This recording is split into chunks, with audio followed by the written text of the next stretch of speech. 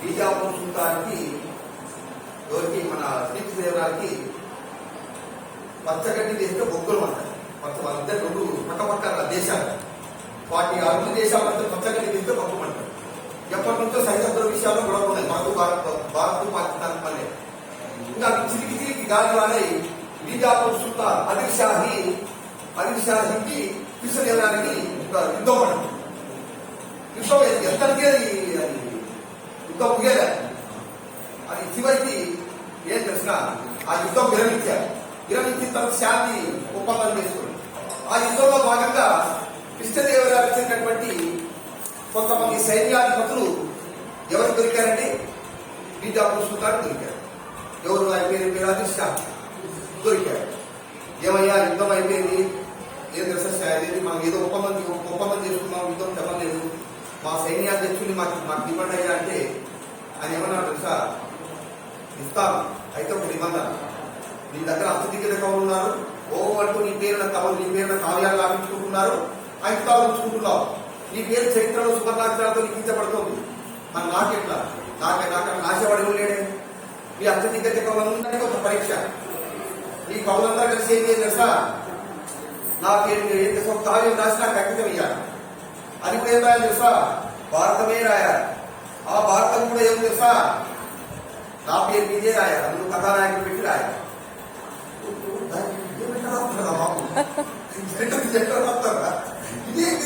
ఇదే కదా రాస్తే ఈ పేరు తెలుసా, నీ సైన్యాధిపతులు నీకు అప్పగిస్తా, లేదంటే లేదు.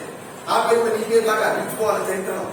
కాబట్టి నా పేరు మీద రాయబట్టే ఒక అంతా మీటింగ్ పెట్టి సమావేశం పెట్టి స్కూల్ పెట్టి ఏం చేద్దామయ్యా అన్నాడు. ఏం చేద్దామయ్యా అంటే ఎవరందరూ ఏం మాట్లాడతారు? మహాభారత అది కూడా వారం రోజుల్లో రాసుకోవాలన్నాడు నిబంధన. కవిత్రయానికి మొదలయ్యేది పట్టింది సంస్కృతంలోది రాయడానికి. ఇదేంటి వారం రోజుల్లో ఇది పట్టి తెలుసా? మీరు పాటు ఏం కథ చెప్పంటే వారం రోజుల సమయం, 7 రోజులు రాస్తారా? రాస్తే మా సైన్యాధిపతులు ఇచ్చిపెట్టాలంట, లేకుంటే చంపేస్తానంట. ఎవరు అప్పుడు మన తెలంగాణ ఉన్నాడు కదండి, ఉన్నాడు కదా మా తెలంగాణ ఉన్నాడు, ఆయన చేయించాడు. నేను రాస్తాను నాకు 100 బళ్ళు తాటాకు పత్రాలు ఇప్పించాడు మహారాజు.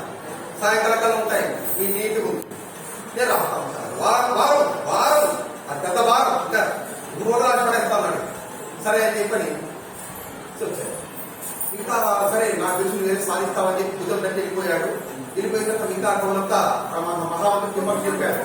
సాయంకాలం ఆయన 100 బళ్ళతో తాటాకు సిద్ధం చేశాడు. సరే చెప్పాలి, ఓకే అన్నాడు. మిగతా కవులంతా వచ్చి ఆయన దగ్గరికి రాజు వెళ్ళిపోయిన ఎట్లా పాజిబుల్ అంటే కోర్టు పేరు కదా అన్నాడు. నేనుండగా నీకు ఎందుకు భయం దండుగా అన్నాడు. చివరికి నేను తెలుసుకుంటున్నారా?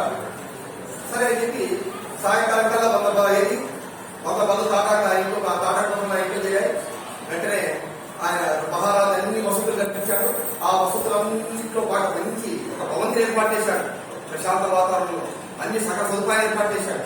ఈయన మాత్రం వాటన్నింటినీ కాకుంటూ తిరుగుకుంటూ ఆనందంగా ఆస్వాదిస్తూ ఒక్క ముట్టలే ఏమీ రాలే. ఎవరు ఎట్లా ఈ మిగతా 7 గంటలు పోతున్నారు ప్రతిరోజు. ఎంతవరకు వచ్చింది రావడంగా, ఎంతవరకు వచ్చింది రావడంగా, ఏం రావచ్చు బోర్డింగ్ ఏం కాలేదు, ఏమి పుట్టలేదు. ఇంకా చివరికి ఏం చేశారు తెలుసా? ఇట్లయితే ఏం అందరు పుట్టలేదు. మీకేం నేనున్నా కదా, నేనున్నా కదా అనుకున్నా, అంతే, ఏం మాట్లాడదా. వారం రోజులు తిరిగిపోయారు. వారం రోజుల తర్వాత ఇంకా చెప్పిపో కదా ఆ తాటాసుపత్రులని నీట్గా 7వ రోజు అన్ని కట్టించారు. కాజీలన్నీ దానిలో 100 బళ్ళలో పేర్చి కూర్చి చదవాటుపోయినాడు. 7 మంది తనతో తాను మిగతా 7 మంది తనతో పాటు పోయినాడు. పోయిగా ఏం చేస్తా బీజాపూర్ దగ్గరికి వెళ్ళాడు. వచ్చామని చెప్పండి అని వార్తాహరులు పంపించారు. వార్తాహరులు వచ్చారు. ఇంకా మొత్తం 100 బళ్ళు తీసుకొచ్చారు. మీకు ఎందుకు రాష్ట్రం నుంచి మహాభారతం అంట మహారాజా అంటే అంటే తెలుసా, తన బంధువుల్ని తన మిత్రుల్ని తెలుసా తన ముద్దుల పిల్లాన్ని అందరినీ రెడీగా ఉన్నాడు. ఎక్కడికి? సభకు. నా పేరు మీద రాసిన మహాభారతం మీకు ఇస్తారు, అందరికీ ధరించండి. మొత్తం వాళ్ళ బంధువులు, వాళ్ళ మిత్రులు, వాళ్ళ సహచరులు అందరూ వచ్చారు. పిల్లలు అందరూ కలిసి కూర్చున్నారు. వాళ్ళు పిలిపించారు. చెప్పండి, నేను రాసుకొచ్చాను అంటే రాసుకొచ్చాం, చదివిస్తానంటే చదివిస్తాను.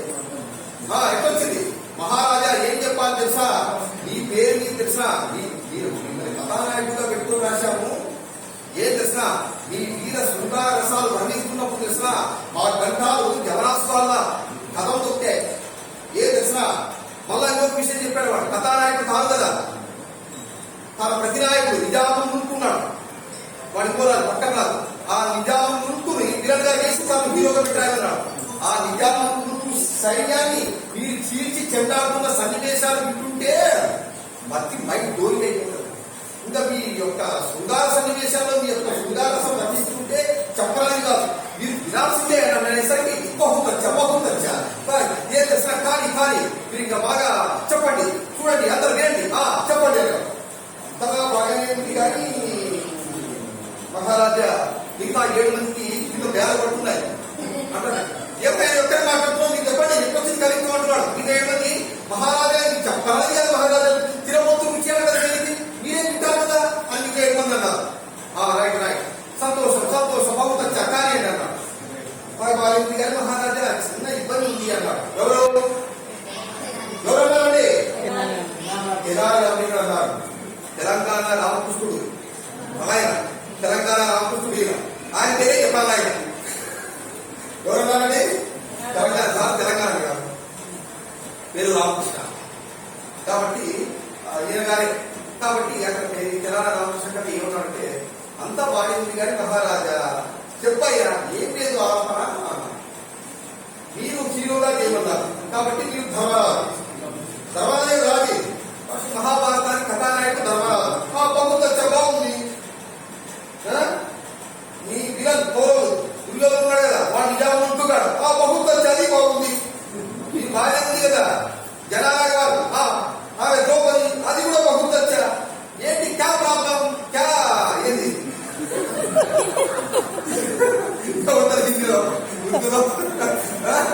కాబట్టి ఏం సమస్య అన్నాడు. ఏం సమస్య పండితుడికి ఏం చెప్పండి అన్నాడు. ఏం లేదు ద్రౌపదికి పాండవులు 5 మంది, ద్రౌపదికి 5 మంది భర్తలు, ధర్మరాజుకి సరే మిగతా నలుగురు ఎవరి పేరు రాయాలి అక్కడ ఖాళీ వదిలేము. ఆ పేరు చెప్తే ఆ జనాల పేరు, ఆ మిగతా నలుగురు పేర్లు చెప్తే ఆ ఖాళీ చోట వాళ్ళ పేరు భీముడు, అర్జునుడు, కర్ణుడు, సహదేవుడు వాళ్ళ పేరు రాసుకుంటాం. ఈ పేరు ధర్మరాజు కర్మ. మిగతా నలుగురు మొగుల పేరు కూడా చెప్తే ఈ భార్య యొక్క మిగతా నలుగురు పేరు రాసేసుకొని మీకు ఇప్పిస్తాం. ఒక్కడి ఖాళీగా చెప్పండి మాట్లాడుతున్నాడు.